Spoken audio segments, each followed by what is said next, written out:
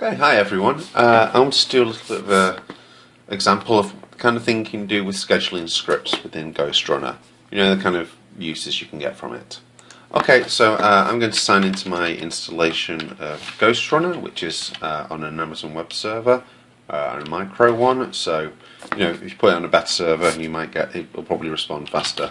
So, okay, just logging in. As I've said in the previous video, I've disabled the create, so my script's secure.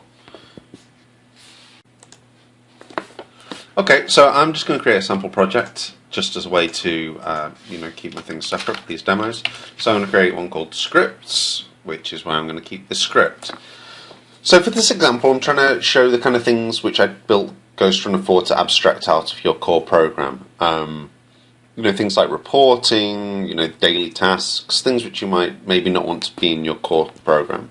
So for an example I'm going to do here is like often, at the end of the day, people say like, or managers will say like, okay, how many users have we currently got in the system? Like how many new users we've got? This is a very basic example. So in order to do this, I'm going to create a Node script. This is basically going to be a pretty straightforward JavaScript Node script. So let's call this get current user count. Now, if I wanted to give it a description, I could do, but I think that's pretty self-explanatory, right? Okay, so then I'm going to start putting in my Node script. So I've got it all wrote out separately, but I'll put in some of the more fun parts. So we're going to connect to a MongoDB database, so we're going to use Mongoose for that. GhostRunner actually will determine the dependencies and go and pull those packages as you need them, so there's no need to worry about that. So by typing in require Mongoose, it's going to actually go and retrieve that Mongoose package. Okay, so let's connect to it.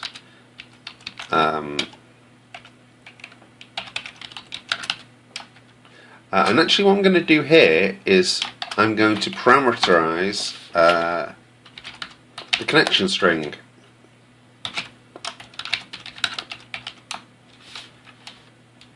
And what that will do is will mean that when we come to run the script, we'll be able to specify that separately. So let's set up, just a little bit of data about the object we're going to pull. I've got this separate, so I'm not going to go through everything if it's kind of tedious. So, I'm connecting to MongoDB. I'm specifying a schema, a very light schema, because there's no point to pull out all the data since we're just going to be looking at the user record. Okay, then let's do a standard query user. Well, let's find all active users actually. All the people who currently have actually maybe signed up and then actually gone and activated their account. Let's select the ID, and then on the execute function, the users we're returning.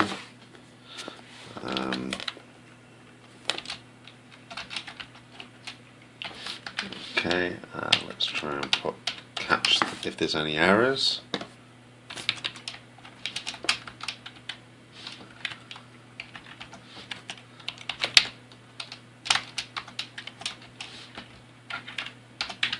This is just a text box, so you can see there's not really any syntax highlighting or anything. Maybe that's something we can look at in the future.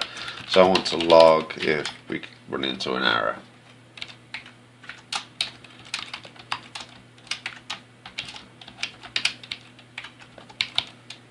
This should be caught in the output in the history if we do.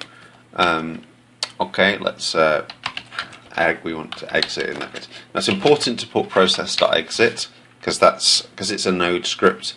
That'll tell that you're finished. If you don't, it will eventually time out. The Node tasks have a time limit on them, and I intend to put something where it checks if you have got process.exit specified. But for the moment, make sure you include the process.exit where you kind of want to exit the system. The script, sorry. Mailgun.js.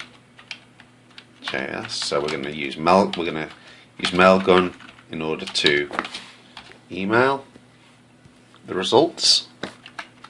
And let's go. I'm going to set up some things.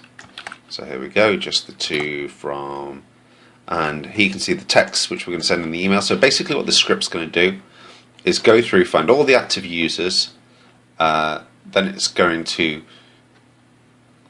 send a message via email in Mailgun to me saying how many users we currently have in the system. So that's what this is from to. Subject's going to be user count, text going to be we currently have however many users in the system. Okay, then let's set up the Mailgun. Oopsie daisy. Mailgun equals new Mailgun.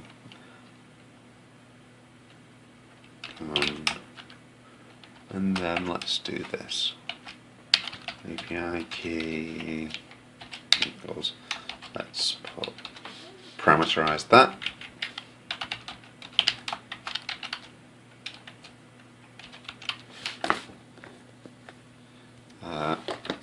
Well, I feel like anyone who looks at this is going to go and try and start blasting my email account, but let's just be safe. Let's put the domain as a parameter too. The kind of cool thing about parameterizing stuff is, let's say you've got multiple systems you want to run this on. You can reuse this script, change the database that you're looking at, change who the script's going to go to depending on the database. So you've got a few options, and I'll just copy this last bit in as well. Okay, and again, process.exit when we finish sending the stuff. And that's it. So as I say, this is basically to connect to the database here using this schema, get all the active users. If there's an error, it's going to log in and exit. If it's not, it's going to send an email to me saying, okay, there's this many users in the system. Okay, let's create the script. And now I could, if you expand this, you can see the external ID, which if you saw the previous video, means that this can be kicked off remotely by calling the post URL with this external ID. You can see all the parameters which this script takes, and you can see the actual script itself. If I was to run this now, it'll ask me what I want to call it and allow me to specify those parameters which will get passed in when the script goes to run. But that's not what we really want to do. It'd be painful to have to come in every time and constantly run that script. So what we'll actually do instead is we'll schedule it. So to do that, we go to Schedule.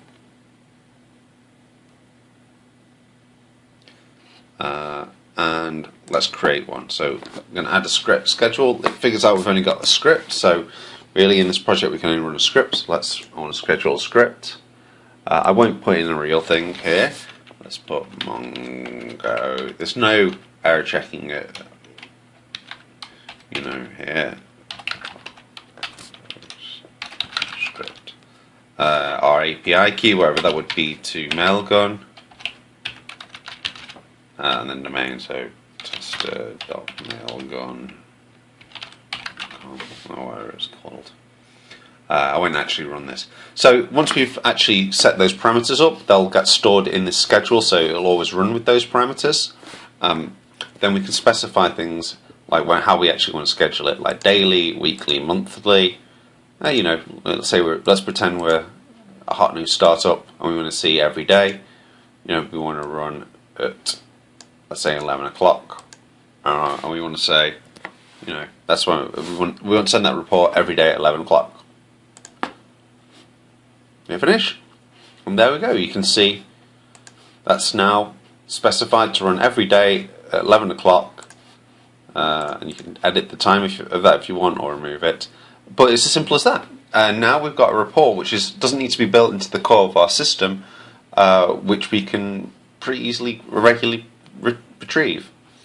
Okay, well, I hope this video is helpful to you. If you've got any thoughts or feedback or things you'd like to change, as I say, do let me know. This is a work in progress. So, thanks a lot for your time. Bye.